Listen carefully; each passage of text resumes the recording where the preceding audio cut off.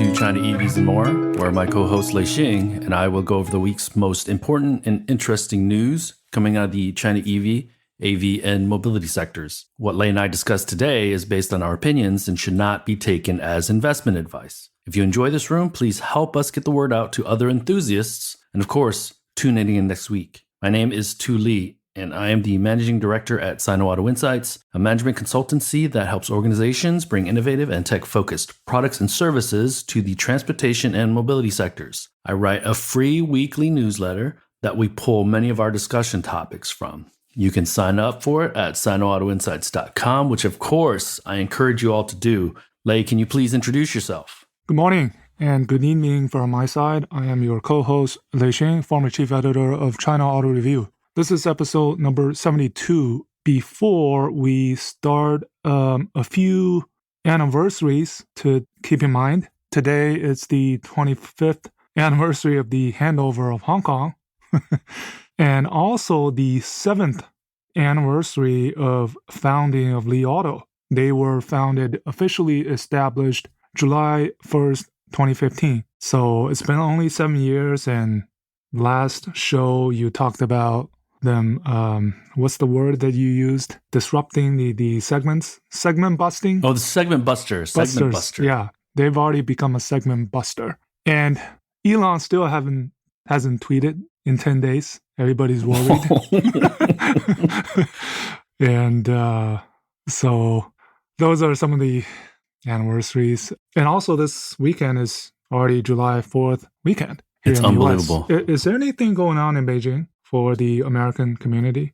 So they normally have a barbecue on the weekend, whatever weekend it is. And so I think, remember Stanley Twin had a place called Home Plate? Yeah. They always have a big barbecue. And this year, yeah, the food's really great.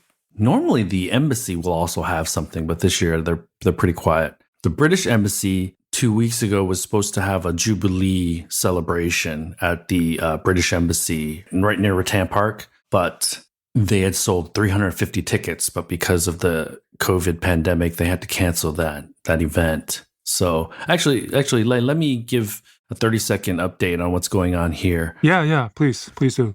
Shanghai is pretty open. They've started opening restaurants now. I think as of 2 weeks ago, it was still only dine out and take out. So I think for now, Shanghai seems to be off of the medium risk list. And so Beijing is also now off of the medium risk list. So I explain the medium risk list as if I was living in Beijing and I wanted to travel to, let's say, Chongqing. Chongqing has its own policies for people that come from medium risk areas. So if I wanted to go to Chongqing, they might have made me quarantine for 7 days. But if you're low risk, you can travel freely without pre-quarantining in the city. So for a long time, Shanghai was in high risk, and Beijing, as of 2 weeks ago, was medium risk. I think we've both gone down. So now I can travel to any city in Beijing or in China without having to quarantine. But and you know this, Lei, each 小区 or neighborhood or hotel chain, they also have their own policies because they don't want to be shut down. They don't want to be in trouble by the local authorities. And so even then, if the official word is the city, there's no quarantine policy. Some of the hotels might not even accept you to stay there, depending on where you're coming from. So like if you were traveling from Shanghai as of 3 weeks ago, I think there were some hotels in other cities that wouldn't let you stay there because you came from Shanghai. So we're still dealing with it. And obviously Xi Jinping, that was his first trip to Hong Kong outside of the country in over 2 years. So from a production and manufacturing standpoint, everything seems to be moving forward. The accelerator is really, really being pressed hard by the local and the central government to kind of build back the economy and get that momentum going again. So yeah, and we're all waiting for these delivery numbers for June, and everybody expecting home runs. Yes, about time, right? And it looks like Q2, the entire Q2 was, April, May, June, as we expected, that things would be always get better. They it's a matter of time. So far, looking so good. And this week, one of the topics we are talking is, again, NIO for the wrong reasons. So last week, we talked about the car that fell out of the building, and nobody's talking about that anymore because NIO is being shorted by this Grizzly research. And now everybody's turning on this institution that nobody heard of. That Grizzly research is like a chop shop. So, I've spoken to several people, and I've read the report. And aggressive accounting isn't illegal, right? Yeah, at the very top of the report, the one number was wrong. The how much they invested into the joint venture is at renminbi 200,000. I think it missed a few zeros. Well, our good friend and friend of the show and friend of the consultancy, Taylor, he got on a Twitter space with the Grizzly guys, and he freaking called them out on everything. So good for you, Taylor. Anyways, I just think I didn't read through entirely the whole report. It was pretty detailed, but I think the gist of the argument was basically they were overloading these batteries into Weina, or called Mi battery, right? But the whole argument has been predicated on that reason alone. But then again, right, you wonder what is a number that's too much, or there's no right or wrong or a measuring stick.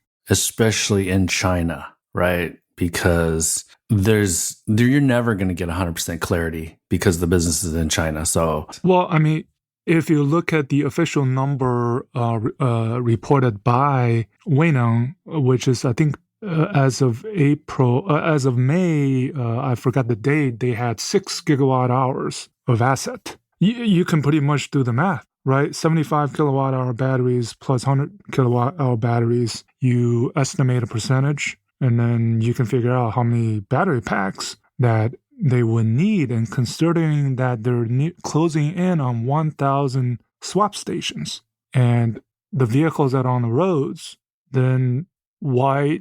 Hold on, Lei.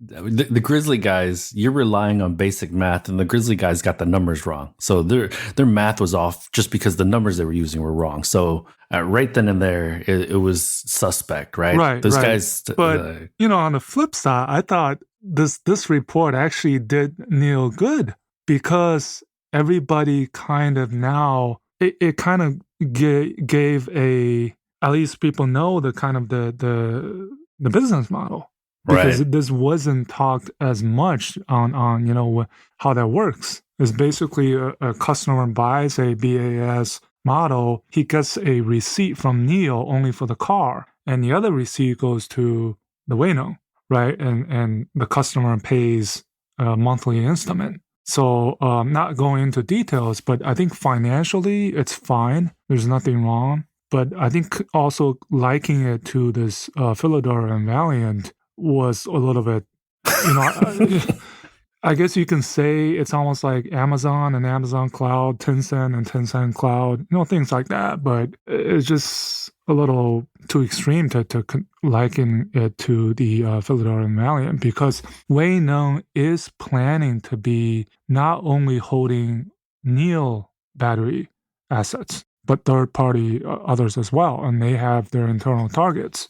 So, NIO came out with a statement as I, expected. But again, they constant scrutinies, constant, whether it's NIO, whether it's Tesla or anybody else, there's always going to be these type of things. And it should be noted, Lei, that Edison Yu, who covers Chinese autos for I saw his Deutsche, tweet. Yeah, he quickly tweeted that report was trash too. So, and let me emphasize that NIO was never going to hold those batteries on their books. So that's not a trick, and that's not underhanded. The batteries were always going to be off the books and on Weina's books, right? That's the only way swapping works from a financial accounting standpoint. So that's not tricky. That's economics.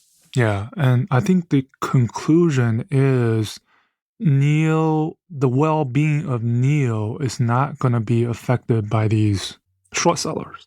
It's going to be affected by their operational, and you've mentioned this many, many times, that it's an operational management issue more than anything else. It's a product quality issue, right? So these reports are going to come and go. And we've seen these type of reports for, Faraday Future, Mullen, but at the end of the day, it's your products, it's your operations, it's your management that's going to be right. And this is the thing, right? Let me assure you and our audience that I see every day walking around dozens of NIOs. So when it comes to a Mullen, when it comes to a Faraday, they're still seeing an FF91 is like seeing Bigfoot, right? Because they still don't exist, or allegedly. Evergrande. Yeah. And so I'm not saying that automatically makes it a legitimate business, but guess what? These guys are building cars, they're selling cars every month, and I'm seeing them on the road. So there is some validation there because of that. Okay. Yeah. And as we said again, many episodes, now NIO is entering that stretch. And when the numbers come out today, so I expect their cumulative is going to be close to 210,000. They were at close to 205,000 at the end of May. So, and if all goes smooth, and if they can keep this up, if their ET7s and the ES7s and the ET5s get ramped up good, then they can be close to 300,000 units by the end of the year, right? Averaging, if they can do 15,000 a month next 6 months, then they're fine. But that's a question mark. We'll still have to see the operational side of it, especially comparing to Li Auto, which has just been phenomenal, right? Let's just remind everyone that although Li Auto today is 7 years old, in automotive years, they're still a puppy. Yeah. And so you would expect them, NIO, Li Auto, to still have management issues, right? And operational issues. So don't think that they're 7 years old and now they're this veteran company. No, because people have talked about, and our next Max episode guest, he talked about 0 to 1, right? How they're still at the 0 to 1 phase. I would say NIO is at a 1 to 10 phase. And let's say a BYD is at a 10 to 1,000 phase. So Li Auto said that also. Yeah. It's now 1 to 10 phase. Yeah. Yeah. So, but that's what I mean. In automotive terms, 7 years old, you're still a pup, right? Because remember that Tesla is 18 years old now. So, and they're still having ramping issues and capacity issues and manufacturing issues, right? So it's not easy building cars. And so the legacy should be really commended that they're 100-year-old companies and have been able to, generally be really successful in this space. And we should remind people that NIO was close to bankruptcy in 2019. NIO had that big recall in 2019. Like 4,000 vehicles, right? Yeah. So, and Li Auto failed. Their first model failed completely, the SEV. And then they quickly, this was in their strategy to have that small model and then the big SUV. And, they made it work. So again, they're still not out of the woods. They have to continue to show that they can, ramp up these deliveries into, higher numbers, higher, patterns. Lei, let me give a shout out to Jill Shen from TechNode. She's one of the hardest working journalists I know, and she writes really, really good stuff on TechNode. And on this week's newsletter, I pointed out one of the articles that she had written last week, and it highlights the challenges by automaker. Li Auto had some challenges. XPeng had some management issues and changes, and a few managers have left. And so if you really want to know what's going on, most of the Western media looks at it at a 30,000 foot level, 50,000 foot level. I would follow Jill Shen. I talk to her pretty regularly. So we trade rumors, basically, like I trade rumors with you, Lei. But if you really want to know and understand kind of the dynamics of how challenging it is, because the other thing we need to think about is there's still companies that are launching. And so if you're a manager that has a good reputation in the Chinese EV sector, you're going to get poached, or they're going to want to poach you, right? And so I think that's also part of the dynamism of this sector. So I just want to give a shout out to Joe, because I think she does really good work. So yeah, and Jidu just had this rumor that was kind of that somehow Geely exited, and then right this just came out yesterday. But I think regardless of what happens, Jidu is gonna be a Jidu. I mean, if Geely exits, so be it. They have to compete as right. Forget about the parent companies. I don't think it's a huge issue either way. Well, that goes to show that if that rumor is true at all, or even if it hints at being true, that means that there's a power struggle between Baidu and Geely from a standpoint of influence on design and all this other stuff, right? On the surface, I mean, they denied it. Joel's denied it. I mean, he's still the CEO. So, but like I said, these scrutinies are constant every day, every week. Hey, and that's why people tune in to listen to us, right? To hear about these rumors and help us or let us dispel the ones and bring more heat to the ones that we think might be true. So yeah, okay, we're done with NIO ID.Aero. You want to talk that a little bit? Well, let me turn the tables on you, because normally you ask me first for my opinion. Yeah. Let me ask you your opinion on the ID.Aero, because the ID.Aero, I think, is going to get built in China too. It's first going to get built in China. Yes. Then that's what I thought. Okay. Yeah. It's actually the second ID global model after the ID.4. So that's number one. And then number two, I think this is the first ever ID model reveal that was done by Stefan Wallenstein on a global stage. So that was a significance. But I guess one word that I probably would use to describe it was lackluster, because we already talked about this after Robo 1 and ES7 and L9, and it was short. Not much was revealed, right? But it's close to a 5-meter model.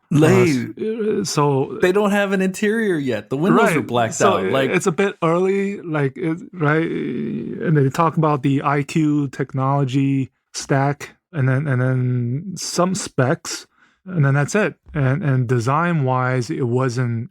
Here is my read into that. Like, they had an interior. The S7 was revealed, the ET5 was revealed, the ES7 was revealed, the L9 was revealed, looked at the features, looked at the UX, looked at the design, and the Robo 1 was launched, and they were like, okay, anything close to the ID.4, ID.6 interior is not going to do it. And they are positioning this as the premium Volkswagen sedan. So it's not for everybody. Yep. And this is where it gets interesting, because you had tweeted about pricing strategy. And the fact is, the Chinese brands, the smart EV brands, already have a good foothold in the 300,000 RMB and above segments. Yes. So looking at the ID.Aero or the ID.7, when it's going to be launched in the second half of 2023, what kind of a premium, first, is it going to get? And second, it can't sell for less than 300,000 RMB. Otherwise, it's not premium. But it can't sell for more than 400,000, or it's going to get creamed. Yeah, that's the issue that's facing these legacies, right? We've seen, Audi FAW NEV joint venture started construction, and that won't start production until the end of 2024. 2.5 years, spending big money, whatever, digitalized smart factories. Same for BMW. This window is just right. You become worried. I'm just going to say this, Lei. If we did a straw poll today and put the Volkswagen Aero side by side with the ET7, because they're both about 5 meters long. So size, they haven't released pricing because guess what? They're going back to sharpen their pencil. To your point, we can't be below 300, but we can't be over 450. We cannot be over 450. So I think at least 3 out of 4 Chinese consumers would be like, I'm all about the ET7. At least 3 out of 4. Right.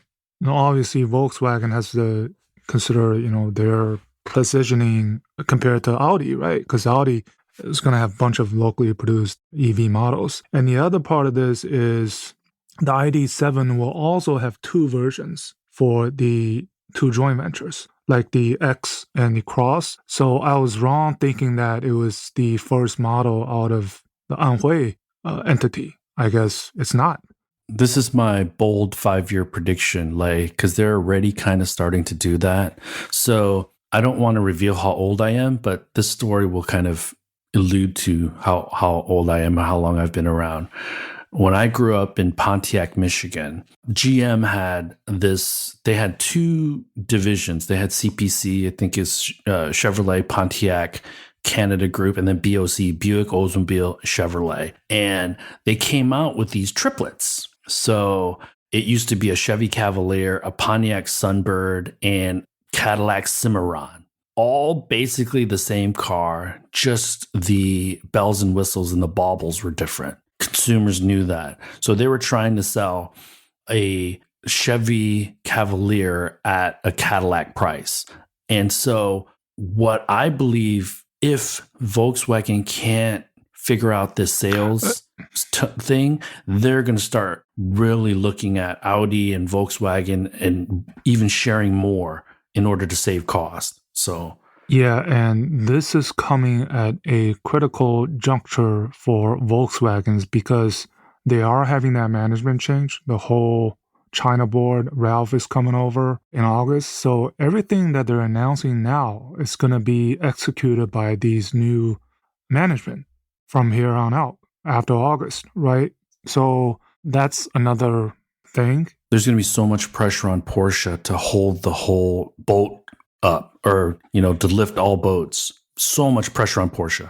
Just, I guess, big shoes to fill, kind of put it that way, because this goes to the 2 or 3 articles this week because Diess was basically claiming that by 2025, they're going to overtake Tesla on sales. To me... Yeah, with that PPT slide, huh? With the Superman and Aquaman. So he's still obsessed about Tesla, obviously, number 1. Number 2, this is one of those, look at the pretty cool shiny thing over here. I don't want you to see the challenges that are still ahead of us because sales volume is not the bogey that you really want to look at, right? Because, Tesla is the number 1 EV brand by far, okay? By market cap, by all these other measures. And they're the only truly global EV maker, like EV first maker. So I think Diess might be starting to get some pressure from the board to get some wins, right? Because he's been getting pressure. Yeah, everything that they've been talking about is 2024, 2025, 2027. Nothing in the near term that I believe that they can get some major wins. And so I think he's just trying to, put lipstick on a pig. So I just saw the latest numbers. Zeekr 4302 for June, and their cumulative deliveries surpassed 25,000. So there's an update. That number looks good, right? So I think we can expect pretty high numbers for all the others. Anyways, next topic, you want to talk about the Chongqing Auto Show a little bit, specifically Avatr? Yeah, let's do it. It was basically the Chang'an Auto Show, right? Yes. Because all the Avatr, the deep blue Shenlan, the SL03, even Chang'an Ford launched the Focus. Can you believe it? The Focus is still a thing. So for folks that are wondering, Chang'an is headquartered in Chongqing, number 1. Number 2, I think they're the 3rd largest SOE. Well, they've been the top 5. Let's say this. number 4 and number 5 consistently over the last few years. And their major foreign JV partner is Ford Motor. And that Chongqing actually happens to be where the Mach-E is manufactured. Yeah. And their EV brand, Chang'an's EV brand is it Ali or is it Huawei? Avatr? Yeah, Avatr. Avatr is a joint venture between Huawei and Changan. So I think the interesting thing was I saw their press conference a little bit, and it was interesting because you had the chairman, Zhu Huarong of Changan.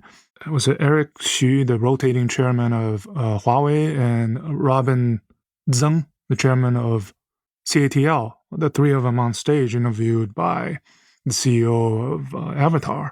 And each of them is like, this is Chinese, the era of Chinese brands supported by Chinese suppliers. And the CATL and Huawei, again, they reiterated that they're not making cars themselves. But Avatr, I think, is the closest of them being in this auto manufacturing game. Though I think they're partners, but this has elevated their positions as opposed to, let's say, just simply a supplier. And this Avatr, right? If you think about it, there's this cockpit, this domain controllers. A lot of it is from Huawei. Even the motors, the 3-in-1 motors, are from Huawei. And CATL, obviously, Robin, he was like, we're providing the latest and the best on this car. And I heard that this is going to be officially launched in August and start deliveries later in the year. I heard this is a 400,000 RMB model. So it's Lyric. Yeah, so it's going to be up there, at least 300,000. And it's the highest, the most premium brand from Chang'an. And they still have this SL, which is positioned a little bit lower. And they had this Chang'an Binbin, e-Binbin, which stopped taking orders because they had this, right? You heard about that? Yeah. Mm-hmm. So this is also a company that has all of these EV models up and down the segmentation. So these SOEs that are trying to inject a little innovation and excitement into the traditional segments that they were competing in and weren't super successful outside of some of the lower tier cities.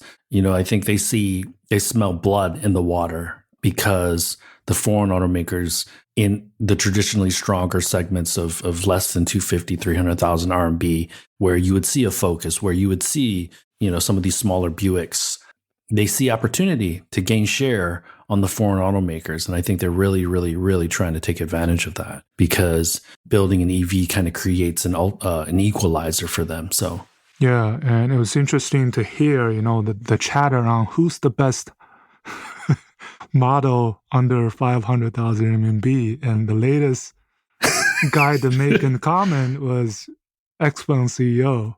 He's like, the G9 is going to be the best under 500,000. And now you have all three CEOs fighting each other on, who's the best.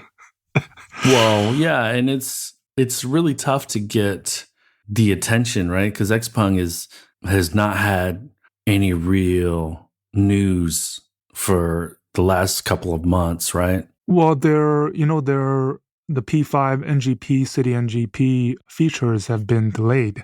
And this was, right, this was a huge thing at the Shanghai Auto Show last year, April. And now it's, 15 months later, they still haven't walked the walk. Yeah. And they showed this video of Xinzhou and the CEO riding in a P5. And He Xiaopeng was like giving, critical comments. So this is what I heard, Lei, and you tell me if you've also heard this. They are reshuffling some of their international team and strategy because... Yeah, we talked about this a few episodes ago. And I heard that our friend Marie, is super busy because they are panicking a little bit about what's going on in Europe with their brand and their product. So... yeah, this is where I think Li Auto is maybe doing the right thing, right? Focusing a bit more on the domestic market to build a wider foundation. But, there's pressure, there's external pressures, right? Yeah, these things come in stretches. For a few days and few weeks, NIO's gonna be hot, and then next they're not. Right now, Xpeng is not, but in a few weeks they're hot. Right, this is the and still we still have many brands that are yet to Yeah, and towards the end of this year, we're going to still have some reveals. We're still going to have a bit more excitement. So once we get past and we create more consistent production, we don't have to really monitor that stuff as closely in the next few months, because July, August, September, I think we're going to see surprisingly good numbers because of the incentives that have been laid not only by the central government, but the Beijing local government. I think Shanghai local government have also put in incentives for purchase as well, right? Yeah. So any other topics that you have in mind? Yeah. So I think we're starting this new segment, the last couple of weeks. So I'll continue it. My interesting takes for the week. TSMC is going to be bigger than Intel. Right? Okay. So by revenue, Intel was the largest chip manufacturer, I think, and now TSMC by the end of second quarter should have a higher revenue. So I think that's pretty significant. In the short term, TSMC is going to be extremely important because we've talked about this in the past. Fabs take 18 to 24 months to get put in place, and then to get up to capacity, another year, another 18 months. And so most of these announcements that we've talked about over the last year, they probably won't affect global capacity in chips for another, 2 years at least. Polestar went public, right? We talked about that a little bit. Yeah. And this Monday or Tuesday, they rang the bell. Oh, the other thing too is Tesla is also incentivizing car buyers to trade in their ICE vehicles for EVs. So I thought that was a bit surprising, but I don't know if that has any more meaning to it than to squeeze their competitors. So well, the policies are kind of heading that way, anyways. That whatever that have been announced is kind of to encourage that. Right. So the fact that it's Tesla, I don't know. Does that mean a demand problem? I don't know. It's so hard to tell with Tesla just because they exported last year a lot of their capacity, and then this year they just had production challenges, right? So it's hard to tell. Anyway, look for huge domestic sales numbers in June. It's still EOQ, right? That's still a thing. That brings us to the end of this week's show. Lei and I thank you for tuning in. My name is Tu Lee, and you can find me on Twitter at Sino Auto Insight. That's SinoAutoInsight. You can find Lei on Twitter at Leixing77. That's LEIXING77.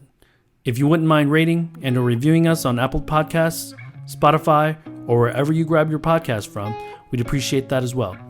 Even better, if you enjoy this show, please tell your friends about it. Please join us again next week as we track down all the latest news on China, EVs, and more.